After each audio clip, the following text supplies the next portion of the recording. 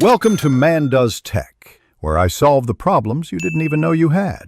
You start by confirming battery specs and warranty. This avoids mismatches and wasted effort.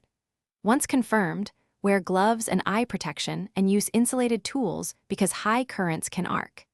Make sure to disconnect the unit from mains and any load, then safely discharge cells to a low, non-hazardous voltage so measurements are reliable.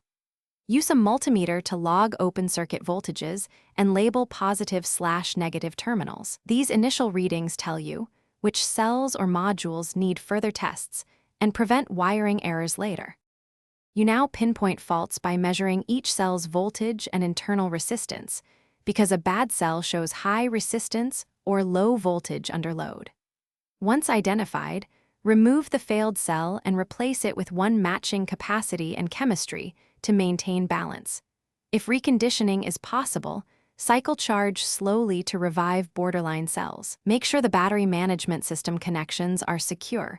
Resolder or swap connectors using correct heat and torque to avoid cold joints. Then recheck resistances and cell balance. You finish by carefully reassembling the pack. Secure cells, replace insulation, and reconnect the BMS because mechanical stability prevents shorts and thermal runaways. Once closed, perform a slow, monitored charge and let the BMS balance cells while you watch temperatures and charging current. Stable voltages and normal temperatures mean success. If a cell diverges or the pack won't balance, isolate the module and test it independently. If problems persist after swapping BMS or cells, stop and consult a professional. Safety over salvaging a risky unit. Thanks for watching.